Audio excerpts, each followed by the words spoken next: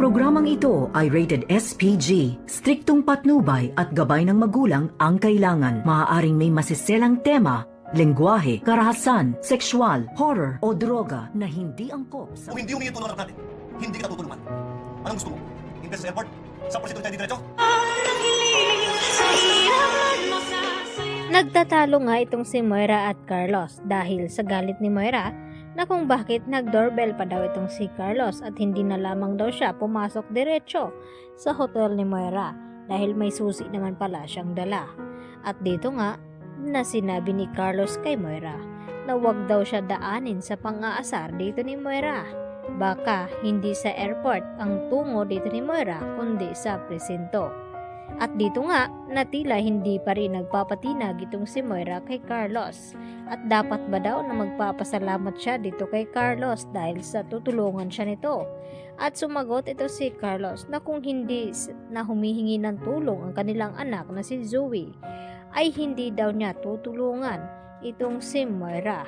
At dahil mas pinili nga ni Carlos na manatili kaysa makasama dito kina Annalyn at Lynette sa Japan dahil nga sa awa niya dito sa kanyang anak na si Zoe. Subalit, yun din ang ipinagtataka dito ni RJ at Giselle na kung bakit hindi daw sumama itong si Carlos kina Annalyn at Lynette sa Japan at kung bakit nagpapaewan siya.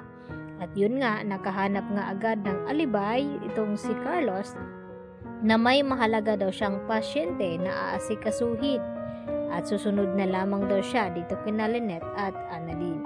Subalit, hindi nga kumbinsido itong si Giselle sa mga sinasabi nga dito ni Carlos Benitez.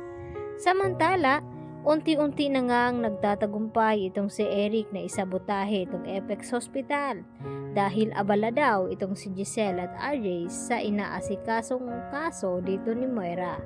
At dahil dito, kinatuwa ng husto ni Eric nang sa ganon ay magagawa na nga nila ang kanilang paghihiganti ni Justin dito kay Giselle at sa Apex habang nagkakagulo nga sila. At dito nga na dumating ang mga pulis kasama si RJ at dito na ibinalita kay Giselle na sa wakas ay may warrant of arrest na nga dito kay Moira dahil sa pera na natagpuan at isinauli sa mga pulis na si Moira daw ang nagbaon nito. At dito nga nakumpirmado na si Moira nga ang may hawak ng salaping iyon. At dito na sinabi ni Giselle kay RJ na sa wakas ay mabibigyan na daw ng hustisya ang kanilang papa at napayakap na lang siya dito kay RJ.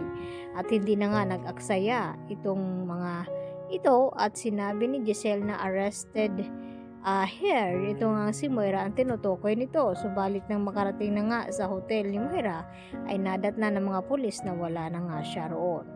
At dito naman na mataan ni RJ na papalabas itong si Carlos sakay ng kanyang kotse at may kasamang babae. At napagtanto nga ni RJ na si Moira dahil pinasundan niya nga ang nasabing kotse.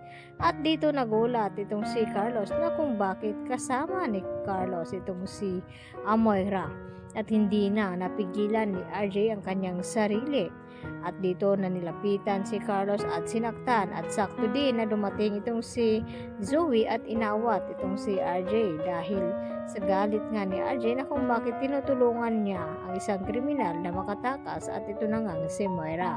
At dito na rin na mapipilitan na aminin ni Zoe ang totoo dahil sinasaktan na nga ni RJ ang kanyang tunay na ama. Kaya magugulat naman itong si RJ at Giselle sa kanilang malaman dito tungkol kay Zoe. Yan lang po ang aking karagdagan latest update today at maraming pong salamat sa inyong pananatiling panonood dito sa aking munting channel mga kapuso at hanggang sa muli.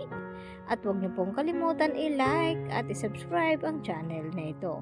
Marami pong salamat. Bye-bye!